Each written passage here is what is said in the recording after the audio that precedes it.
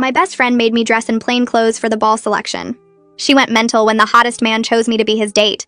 Every year, the Marine Academy students would come to our university to pick dates for their formal ball. It was this huge tradition where they'd walk through our main courtyard in their dress uniforms and formally ask someone to be their date. My best friend Alexis had been obsessing about this since freshman year. She'd spent 3 years planning what she'd wear when they came, how she'd position herself in the courtyard, and even practiced her surprised face in the mirror. She was convinced multiple Marines would choose her and would graciously pick the best-looking one. When senior year finally came, she made me wake up at 5 in the morning to do her hair and makeup. She wore this red dress that she'd bought specifically for this day and spent $200 on it. She made me wear my regular jeans and a plain shirt because she said she didn't want us to compete for attention. And besides, the Marines never picked girls like me anyway. She actually said I was the supportive friend type, not the chosen type, and I should be happy with that role. We stood in the courtyard with about 200 other girls, and Alexis positioned us right in the center where everyone could see her. When the Marines walked in, everyone went quiet. There were about 30 of them, all in their formal uniforms, and leading them was this guy who looked like he walked out of a movie. 6'3", perfect posture, and these green eyes that you could see from across the courtyard. Alexis grabbed my arm so tight she left bruises and whispered that he was hers. She began posing and flipping her hair, ensuring he'd notice her. He walked straight toward us, and Alexis stepped forward with her practiced, surprised face ready, but he walked right past her and stopped in front of me. He said his name was Colin and asked if I'd do him the honor of being his date to the Marine Ball.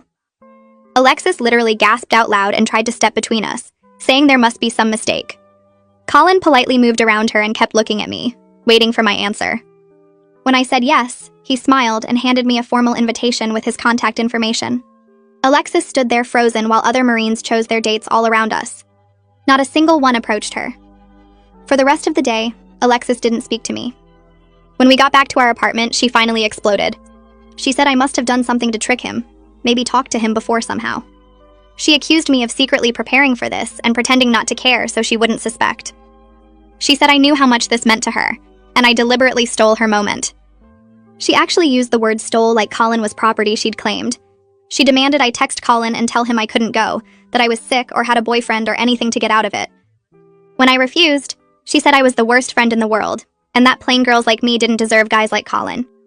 She said he probably felt sorry for me or lost a bet and had to pick the ugliest girl he could find.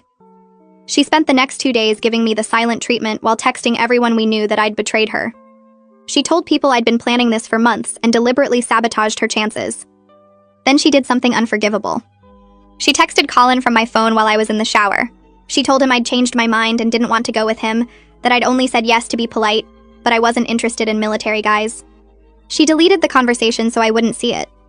When Colin didn't text me for 3 days, I thought he'd changed his mind until his roommate reached out asking why I'd been so cruel in my rejection. That's when I found out what Alexis had done. I contacted Colin immediately and explained everything. He was relieved because he'd actually been really excited about taking me. He said he'd noticed me volunteering at the campus veteran center and thought I was beautiful and kind. He'd specifically come to our university hoping to ask me. We made plans for the ball, and I didn't tell Alexis I'd fixed things. Instead, I told her she was right, and Colin hadn't contacted me again, so I probably wouldn't go. She immediately perked up and started being my friend again, saying she knew he didn't really want me. The night of the Marine Ball, Alexis was in our apartment watching movies and eating ice cream, fully believing I was also home moping in my room. I was actually at the ball in a gorgeous navy dress my sister had lent me, dancing with Colin, who turned out to be funny and smart and genuinely interested in me. I got back to the apartment around 10 in the morning, still feeling like I was floating from the night before. The ball had been perfect. Colin had been perfect. Dancing with him, talking with him, laughing at his stupid jokes about marine life. My feet hurt from the heels my sister lent me with the dress, and I had glitter from the decorations stuck in my hair, but I didn't care. I opened the door as quietly as I could and saw Alexis exactly where I'd left her last night. She was on the couch in her pajamas with a blanket, watching some romantic comedy and eating directly from a pint of ice cream. The apartment smelled like the popcorn she'd made, and there were tissues scattered on the coffee table like she'd been having a sad movie marathon. My stomach twisted with guilt, even though I knew what she'd done to me was worse. She looked up when I came in. "How was your moping evening?" She asked it with this fake sympathetic voice that made my skin crawl. I clutched my small purse behind my back where she couldn't see it. The purse had my phone and the formal invitation Colin gave me at the ball with his number written on the back in neat handwriting. "It was fine," I said. heading straight for my room. Just watched some stuff on my laptop. I knew you'd get over him eventually. She turned back to her movie. Guys like that don't actually go for girls like us anyway. They just do the whole formal asking thing because it's tradition. I closed my door and leaned against it, my heart pounding. The navy dress was still in my car where I'd hidden it that morning. I'd changed back into regular clothes in the parking lot before coming up. I sat on my bed and pulled out my phone. Colin had already texted me twice asking if I got home safe and saying he had an amazing time. I smiled and texted him back, then shoved the phone under my pillow when I heard Alexis moving around in the living room. The next few days were weird. I texted with Colin constantly but had to hide it like I was doing something illegal. He wanted to see me again, wanted to take me to dinner or just hang out on campus, but I kept making excuses. Every time I thought about running into someone who might mention the ball to Alexis, my stomach hurt. We finally agreed to meet for coffee at this place 2 miles off campus that no students ever went to. It was mostly older people and business workers on their lunch breaks. I got there first and sat in the back corner booth where nobody could see me from the windows. Colin showed up 10 minutes later in jeans and a regular shirt instead of his uniform. He looked different, but still good. He slid into the booth across from me and smiled, then reached across the table to hold my hand. I pulled it back and looked around to make sure nobody from the school was there. "Sorry," I said. "I'm just being careful." He ordered coffee and we talked for a while about nothing important. He told me about his classes at the academy and I told him about my biology exam coming up. Then he got quiet and looked at me seriously. "Can I ask you something?" He stirred sugar into his coffee. "Why are we meeting 2 miles off campus like we're having an affair? You know I want to take you out for real. Like actual dates where we don't have to hide." I explained everything. The whole story about Alexis sabotaging me by texting from my phone, how I'd fixed it without telling her, how I'd let her think he ghosted me so she wouldn't freak out. I told him about lying to her about not going to the ball and how she still thought I'd spent that night alone in my room.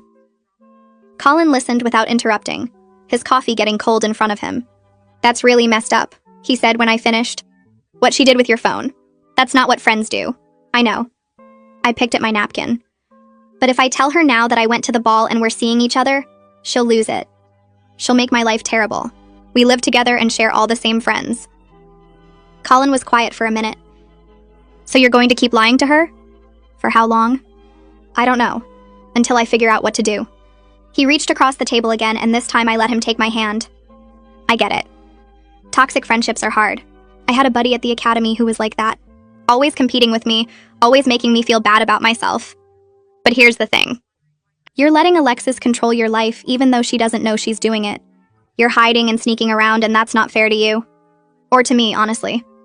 That hit me harder than I expected." He was right. I was still letting Alexis dictate what I could and couldn't do, just like I had been for 3 years. I just nodded and stared at my coffee. A week after the ball, Colin texted me saying his sister was visiting campus for the day. Her name was Margot, and she was 2 years older than him, worked as a teacher in the next state over. He really wanted me to meet her and suggested lunch at the student union. I almost said no because the student union was right in the middle of campus where everyone ate, but something about the way he asked made me agree. I met them at noon. Margot had the same green eyes as Colin but darker hair, and she hugged me like we'd known each other forever. We got food from the cafeteria line and sat at a table by the windows. I kept looking around nervously, expecting to see Alexis or one of our mutual friends. "Colin says you two had a great time at the ball," Margot said, biting into her sandwich. "He wouldn't shut up about you for weeks before it." "Really?" I looked at Colin and he shrugged with this embarrassed smile. I told her about volunteering at the Veterans Center. He'd noticed me there months ago, apparently. Margot listened and asked questions about my major and my plans after graduation. She was easy to talk to, the kind of person who made you feel comfortable right away. Then she noticed me checking the entrance again. "You okay? You seem nervous." I explained the Alexis situation, the whole thing from the beginning to now. Margot's expression changed as I talked, going from interested to concerned to almost angry. "Let me get this straight," she said when I finished. "This girl made you dress down so you wouldn't compete with her.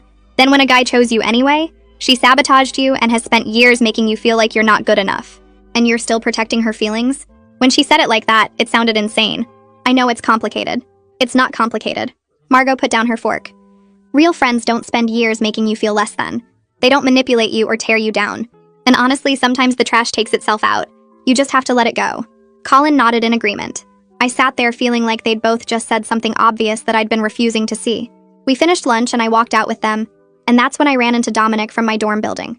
He was with his girlfriend Sarah, both of them heading into the union as we were leaving. "Hey," Dominic grinned when he saw me. "You looked amazing at the ball the other night." I didn't know you and Colin were together. My stomach dropped. I could feel Colin and Margot both looking at me, waiting to see what I'd say. Sarah nodded enthusiastically and said something about how cute we looked dancing together. Thanks, I managed. Can you maybe not mention it to anyone, though? It's kind of private. Dominic looked confused. Why would it be private? Everyone thought you guys looked great together. Half the people there were talking about it. I just would appreciate it if you didn't bring it up. Please. He shrugged. Okay, sure. Whatever you want. But it's not a secret. Like, people were posting pictures and everything. They walked into the union and I stood there feeling sick. Colin touched my arm gently. It's going to come out eventually, he said. You know that, right? I knew. I just wasn't ready for it yet. 2 days later, I was sitting in my biology lecture trying to focus on cellular respiration when my phone started buzzing in my bag. I ignored it at first, but it kept going. Buzz after buzz after buzz. I pulled it out under my desk and saw 12 texts from Alexis. My hands started shaking as I opened them. The first one just said, "What the fuck?" The second one was a screenshot of an Instagram post from someone at the ball. It was a group photo and I was visible in the background in my navy dress, Colin's arm around my waist. We were both smiling. The photo was tagged with both our names. The next 10 messages got progressively angrier. She asked why I lied, called me a snake, said she couldn't believe I'd betrayed her like this. The last one just said we needed to talk immediately. I couldn't focus for the rest of class. The professor's voice became background noise while I stared at my phone, watching the messages keep coming. By the time class ended, there were 20 texts. I walked back to the apartment slowly, taking the long way, knowing what was waiting for me. Alexis was standing in the living room with her arms crossed when I opened the door. Her face was red and her eyes looked wild. Why did you lie to me? She didn't even say hello. You went to the ball. You went with Colin, and you let me think you stayed home feeling sorry for yourself. I tried to explain. I told her about finding out she'd texted him from my phone, about fixing things with him, about being scared of how she'd react. But she talked over me before I could get 3 sentences out. You deliberately humiliated me. You snuck around behind my back and made me look stupid to everyone who knew the real story. Do you know how many people must have seen you there and then watched me talk about how Colin didn't want you? You're the one who texted him from my phone. My voice got louder. You sabotaged me first, because you stole my moment. She was yelling now. You knew how much that ball meant to me. You knew I'd been planning for it for 3 years, and you just took it. I didn't take anything. Colin chose me. That's not something you can steal. The argument went on for 20 minutes. She kept saying I'd been plotting against her since the beginning, that I must have contacted Colin beforehand to arrange the whole thing. She called me a snake and a fake friend. She said I'd been pretending to be supportive while stabbing her in the back. I tried to stay calm, but finally I lost it. You sabotaged me first, I said again. You texted Colin from my phone and told him I didn't want to go. You deleted the messages so I wouldn't know. And you've been undermining my confidence for 3 years by calling me the supportive friend type and acting like I should be grateful you even hang out with me. Alexis went completely silent. For about 10 seconds, she just stared at me. Then her expression changed into something cold. You're delusional if you think Colin actually likes you. He probably felt sorry for the sad girl in plain clothes. Or maybe it was a dare. Pick the ugliest girl you can find. That's probably what happened. Something inside